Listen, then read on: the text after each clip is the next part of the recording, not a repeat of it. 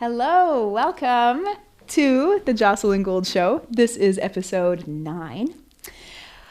We are having such a great time doing this. If you like what you see, we would love if you would subscribe to the channel. It just makes me so happy to see the subscription number rising. We are going to start off with a tune. This is a jazz standard. This is called Without a Song. 1, 2,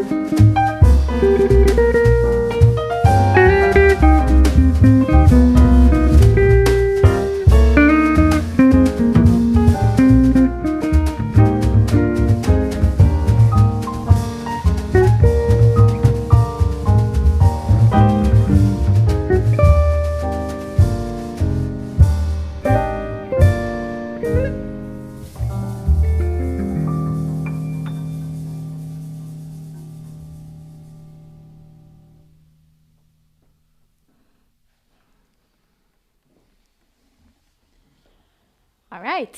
That was Without a Song. You're listening to Kevin Waters on the drums. This is Devon Gillingham on the bass. And this is Will Bonness on the piano. These are all wonderful friends of mine. We're here at No Fun Club Studios in Winnipeg, Canada, my hometown. And we're, looking forward to hanging out for the next hour, answering some questions. And you all gave questions, so I saw them all. Thank you for letting me know what you want to know, so I know what to talk about. We're gonna answer some. How are y'all feeling? Good. Yeah, pretty good. How are you, Jocelyn? I'm great. You all right? I'm good. Yeah, it's Good. like that time of day. I don't know. I just had like a rise in energy. I don't know why. Great. I'm gonna try to pick up on that. Yeah. All right, let's get going on a question segment. All right, how about a music one to start? Perfect. Strat in Tune asks, what is the best way to learn how to improvise on bebop music? Okay. The best way to learn how to improvise on bebop, the best way to learn how to play bebop is to transcribe. I doubt there will be ever a time in my life that's not pretty much my answer to most questions about music is kind of check out the records and transcribe the solos. Once you have a solo transcribed, break it down into small bits and take those bits through 12 keys, those phrases, those pieces of vocabulary through 12 keys. And then when you're improvising, start to force them into your playing. Let's say you improvise, you take a 2-5-1, just like a line that maybe Charlie Parker or somebody played that you like.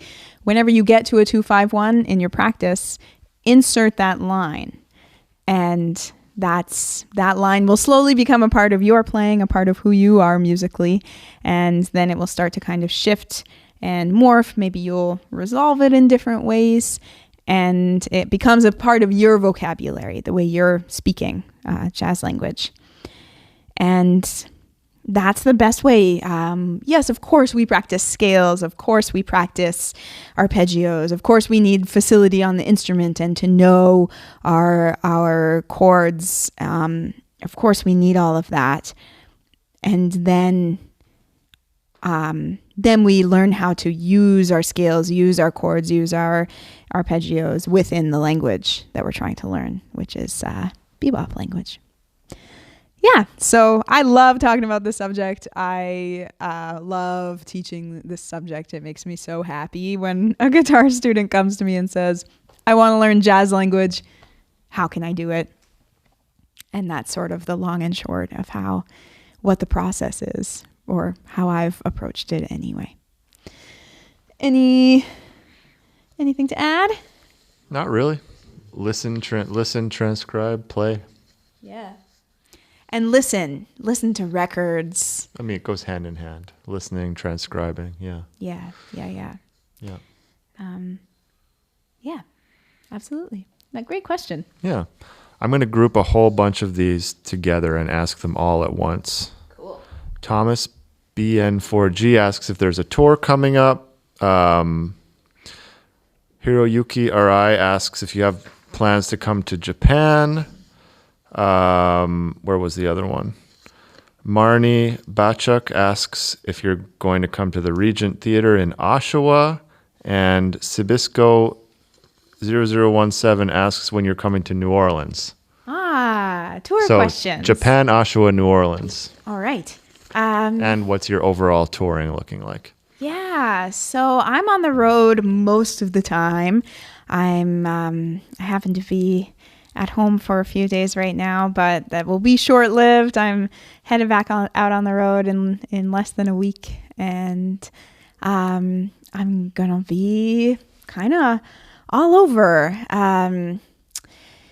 Japan, I don't have any plans yet. I still have never been to Japan, which I would like to fix. I would love, love, love to visit Japan. Haven't yet, but hopefully see you soon. Thank you, Marnie, for the shout out, the Oshawa shout out. I would love to play in Oshawa. That would be fantastic. All of these places I would love to go to. And my overall tour schedule, I'm going to be in Italy in a week or so, a week and a half, couple weeks. Well, by the time this comes out, you'll have already That's right. been there. That's right. Yeah. How was it? All over. It was great. How was Italy? Italy was amazing. Oh, wow. The Tell me food. specific things about the trip that you just came back from. There was food. Wow. Wine. There was coffee. There was wine. Oof. So specific. Sounds like you were really there. It was wonderful. We played music. We swung. And yeah, so I will be kind of all over Canada in the fall, in the US as well. Yukon. I'll be up in the Yukon for any northern Canadians. I will be in Spain. I will be in the UK. I will be in, a little all over. I'm, really looking forward to everything. And you can check out my website to keep up to date with tour dates. Yeah. Let's do one more of these. All right. Someone asked Chris on guitar asked what other instruments you and the band play and how often we play them. I guess they mean, other than the ones we're playing on the show. I don't really play any other instruments, although I used to play the French horn, but I don't anymore. That's it for me. I pretty much just play piano now. Anyone else? Any other instruments? Not well. They didn't say well. They didn't say well. Define play. Yeah. I mean, I play bass sometimes. I like fuck around on bass, but a little piano, but that's just for singing. Yeah. You sing. You sing? Trying to, but not like, trying to. Yeah. And then we got our multi-instrumentalist Devin, back Devin's here. all over the. This is a question for Devin. Right? This is Oh, more directed boy. at our bass player. I can play enough guitar and piano to play my own music. You should plug I can your. sing my own You music. should plug your album. Yeah. What's your album? Sure, I'll plug the album on the Jocelyn Gould Yeah, Show. yeah. Yeah. Absolutely. When this comes out, it's probably coming out that day or the day after. If you're in Winnipeg, he's having a CD release in mid Oh, jeez. August, team. right? August 24th, which is also when the record will come out, and it's called "There's a Person in There." Oh, And things are going on. I don't know. Should be fine. Should be good. I'll have a good time. Yeah. It's going to be awesome. And Devin's amazing. Thanks. yeah. Thanks. Check him out. Appreciate it. Check out his stuff. Yeah. Devin is a super multi-instrumentalist. Sings, plays piano, guitar, composes. I sing as well. Trombone. I played trombone for a couple years in middle school. I didn't know that. Yeah. Okay. It's, I don't know, not exactly what I want to be broadcasting to the Well, world. they asked. Late. They did ask.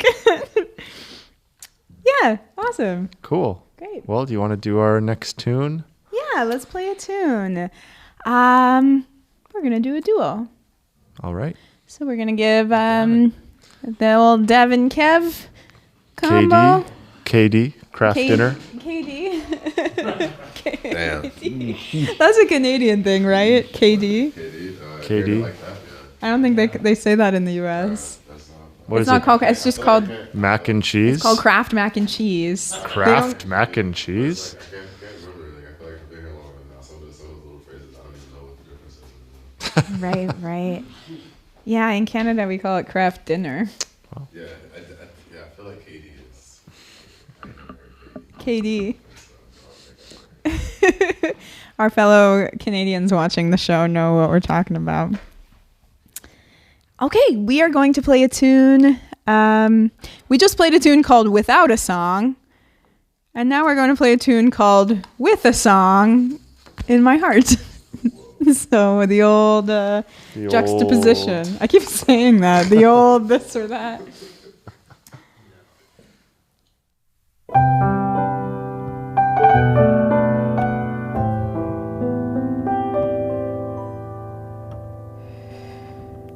Though I know that we meet every night, and we couldn't have changed since the last time, to my joy and delight, it's a new kind of love at first sight.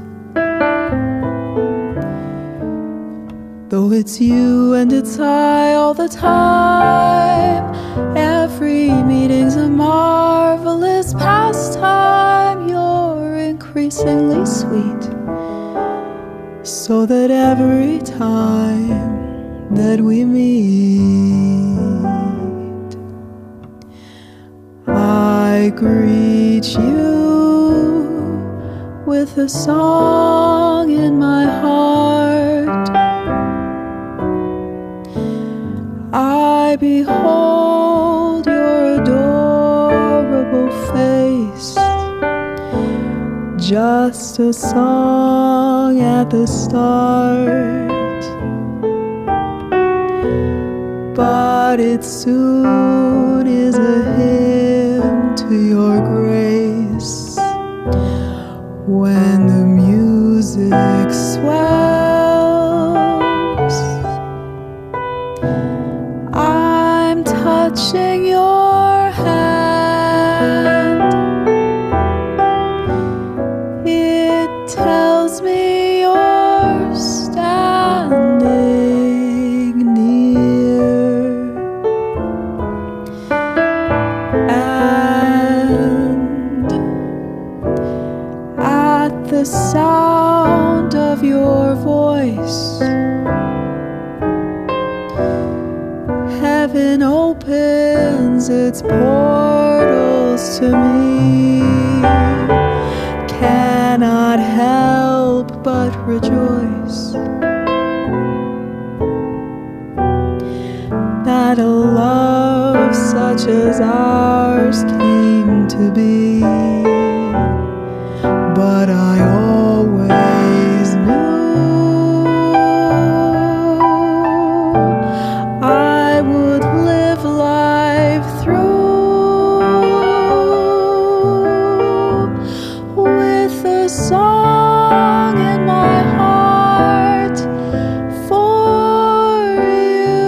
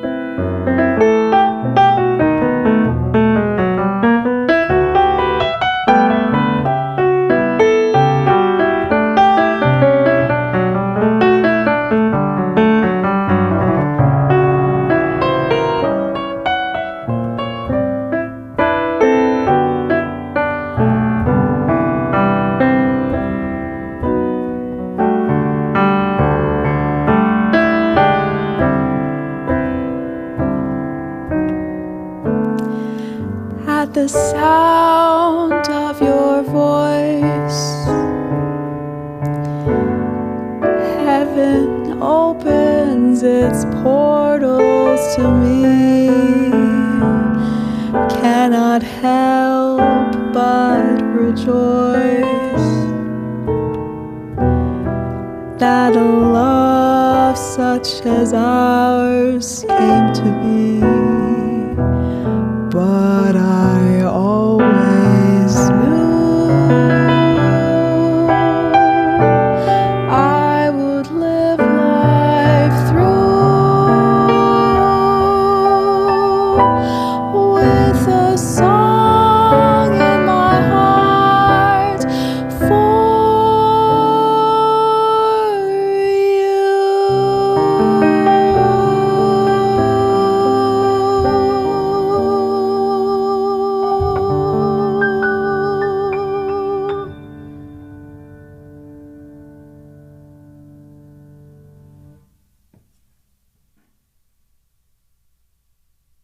Okay, we're going to welcome back our drummer and bass player, Kevin and Devon. Crab dinner. And KD. And we're going to do a few... Donkey Kong! Both are fun options. That's very I was fun. just thinking about that. The water level from Donkey Kong the other day. Oh. It's hard as hell. The water level, I've probably never gotten there. I always say water level. Let's do a few questions. Oh, yeah. All right. What is the most difficult part of being on an independent label? I.e. releasing your own music, I guess. And that would be Mario Vasquez.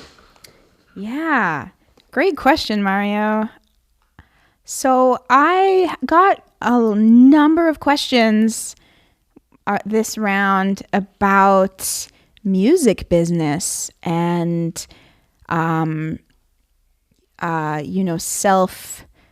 self-managing a career and self-administrating a career. And this was one. What's the question? What are... Just challenges of releasing an album independently, I guess. Yeah. So I have put out 4 records. Well, my 4th is coming out October 25th. Portrait of Right Now. Can't wait. It will be my 3rd record that I have self-produced and self-released as an independent artist, with no record label. And there's a whole slew of things that I love about it. I just love being my own boss, being able to do whatever I want, being able to make any artistic decision that I would like about my album, and having full autonomy over the album process is, something that I really love. And I feel like my fans really get to kind of see truly who I am as an artist because of this. The challenges are that there's a lot to know and a lot to do. So there's a lot of research that goes into putting out music, every step of the way, from, everything when you decide to book your session, to when you are manufacturing the albums or vinyl, to when you're booking shows, to release, to when you're, uploading to digital distribution, etc. Everything is an area that I have learned about and try to, know as much about as I can so that I can get my music out to you as best I can. So that's a challenge, but like a cool challenge that you get to know. I mean, I love knowing as much as I can about the music, the world of music, the world of the music industry. So for me, I love it. I love putting out my own music. Another challenge is budget, and a number of people actually asked me about this. Recordings, of course, there are a lot of team members that come together to help put out a record, from the band to the studio to the engineer to the mastering engineer, to the manufacturer. And then there's, in order to keep getting to widely spread your music, publicity, etc. And so, of course, budget is always something independent artists have to think about. And that's a challenge. But for me, it's so worth it to be able to put my music in your hands, and hopefully for you to listen and enjoy. And so selling, trying to sell albums is a challenge, because you're hopefully trying to make enough so that you can make another record. That's really the goal, is just to self-sustain. I love talking about making albums. I could talk about it all day. It's a real kind of passion of mine, and I've been making I've been making them for a number of years now, and I love it. Great question. Yeah. Cool. Okay. There was somebody that saw you at Birdland, Carl De La Sala, and he said, I saw you at Birdland a few weeks back. How do you approach your solos? Do your lines stem from arpeggios for each chord change, or do you take more of a modal approach? Great question. Who asked this? Carl De La Sala. Carl. Great question. And thanks for coming out to Birdland. Yeah. Thank you for coming out. That was such a fun concert, a fun evening. Where do my lines come from? Arpeggios or modes? Yeah, or more of a modal. Yeah, I guess that's the question. Yeah. Arpeggios versus scales, kind of, I guess. Yeah. So a combination. The lines, my the way I break it down for students and myself is that lines have a good line will have a combination of elements, and these elements will be scales, enclosures. So that's taking a chord tone or a target note and approaching it from some way, possibly also called like an approach tone. So you're approaching a target note. And arpeggios, for example, let's say we are playing an F7 and I want to create a line on F7. I can just pick an element that I'm going to start with. Okay, I've decided I'm going to start with an arpeggio. So I'm going to arpeggiate from the 3rd of F7 up to the 9th of F7. So those notes will be the 3rd, A, C, the 5th, E flat, the flat 7, and G, the 9. That's how I'll start my arpeggio. Or start my line with an arpeggio. I've noticed in bebop language, when a line arpeggiates up, it often, most of the time, will switch direction and descend after an ascending arpeggio. So I'm going to do that. I'm going to switch directions and descend a F bebop scale, F dominant bebop scale. So that's an F mixolydian with an E natural added. So let's do that. So I'm ascending my arpeggio, my F7 arpeggio from the 3rd to the 9th. And now I'm descending F bebop. Okay, so I'll descend from the root to the 5th. So those notes are F, E, the natural 7, that's our passing tone that makes it a bebop scale. E flat, the flat 7. D, the 13 or 6. And C, the 5th. So our line so far is this. Great. I've used an arpeggio. I've used a bebop scale. Now I'm going to use an enclosure. My ear just wants to enclose the third. That's what I'm thinking. In my head, that's what I'm hearing. So I'm saying, okay, I'm going to make A my target note. I'm going to enclose A. So how I'm going to do that is by approaching it scalarly from above or within F mixolydian. So my note will be B flat. That will be my first note. And then I'm going to go a whole step below the third to G natural. The third of F7 is A, so I'll go to G natural and ascend chromatically to A. And I'm doing this because I've listened to so much bebop that I know that this is a common enclosure used to enclose the third in bebop language. And so these types of familiarities come with listening to a lot of music, listening to a lot of records, and becoming familiar with what common pieces of language are. And this is a common way to enclose the third.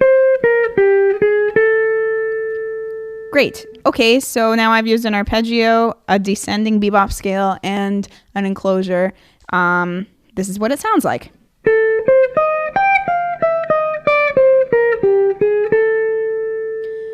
That's a good line, but I want to end it on the off, on an upbeat.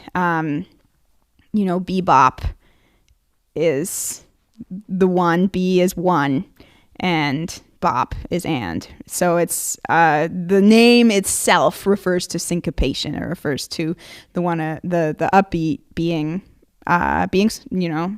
syncopated. It refers to syncopation. So I'm gonna finish my line. I'm gonna jump from the third down to the fifth of F7. That's going to be my phrase, and it's going to sound like this.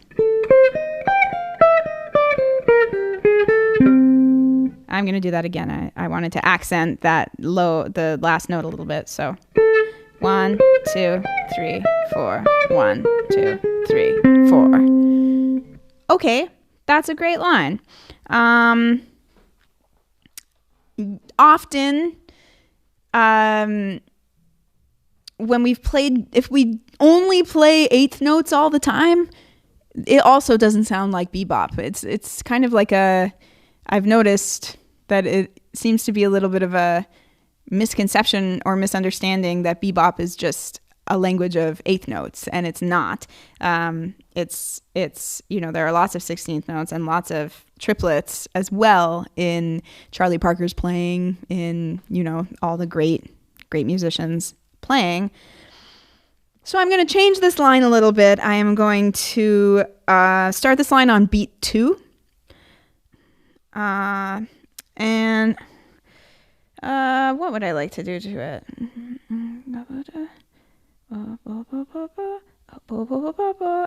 Okay, here's what I'll do. I'll start it on the and of 1 and with my A, and I'll change the next 3 notes to be a triplet.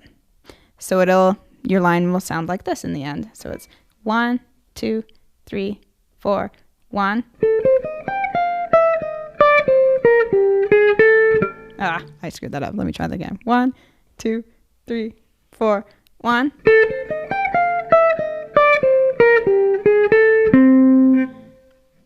And so using the rhythms that are in the language as well is a really important element of the language that we're talking about. It can't just be a straight stream of eighth notes. That's not what Charlie Parker was doing. That's not, what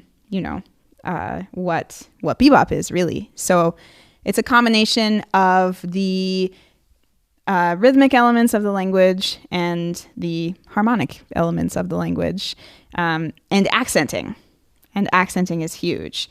So that's an important thing to check out as well.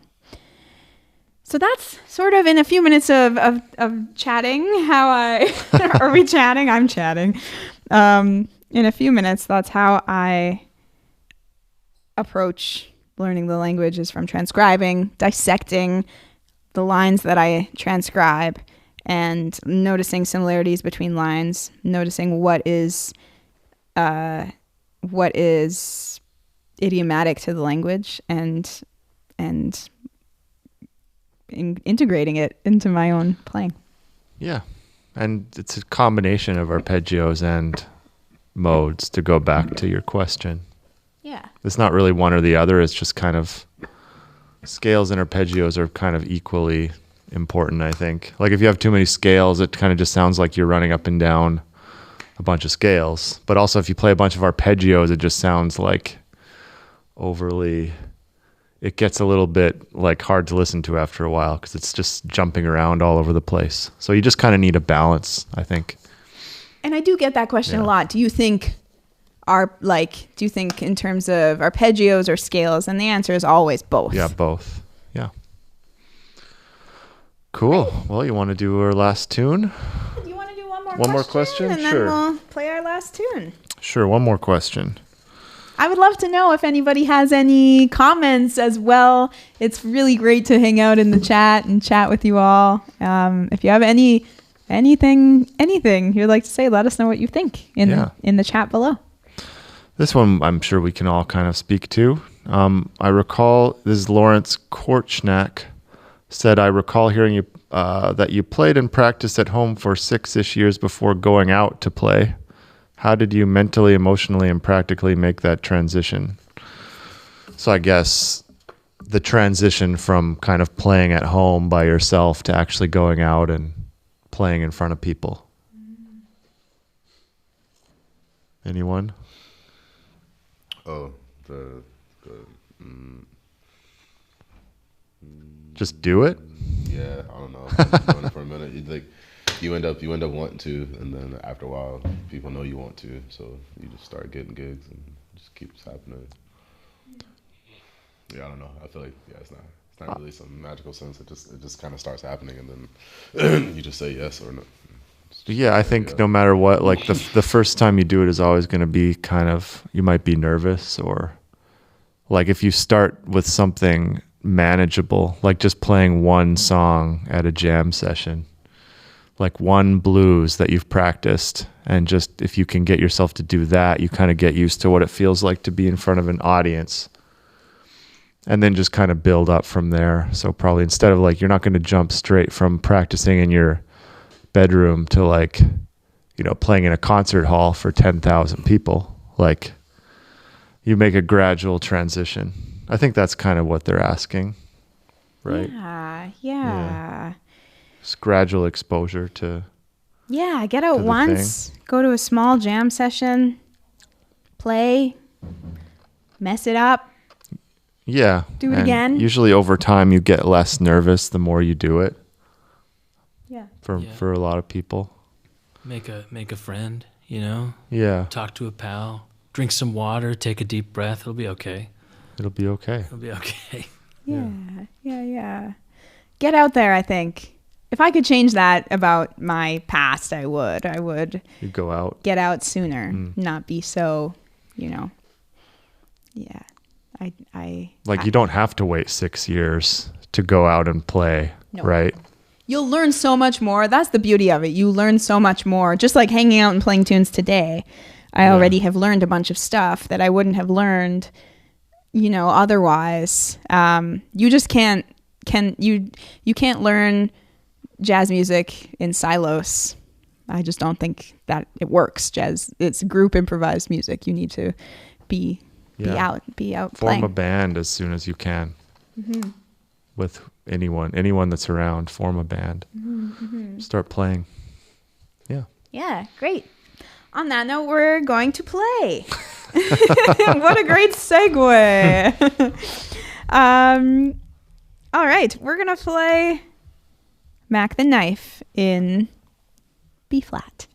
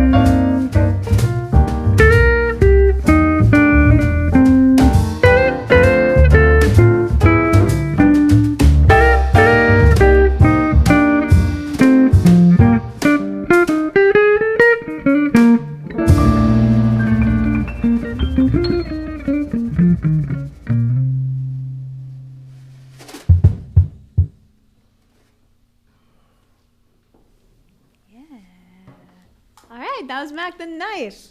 Thank you so much for hanging out with us. This is Kevin Waters, Devon Gillingham, Will Bonness. My name is Jocelyn Gould. Thank you for being here. If you love our show, we would love if you would support by throwing us maybe a little donation. If you have the means and feel inclined, it would be super supportive. Or buy a CD. Oh, we've got CDs. My Shirt. album, Portrait of Right Now, is up for pre-sale. I've got 2 CDs for sale, Sonic Bouquet, Golden Hour, t-shirts. I don't have one right now to show you, but they're all on my website. They're all connected to the store. Thank you for being with us. Thank you for hanging out with us. Let us know what you thought in the chat below. We'll see you next time. Take care. All right. Right. We did it. We did it. Yeah. You want to go check those out? Just make sure they're Sure. okay. Sure. Fooled them again. We fooled them again. With our very successful, what did the guy in Guitar Magazine say? Very popular YouTube show. Oh shit! A Guitar Magazine write-up. Oh yeah. Great. Oh yeah.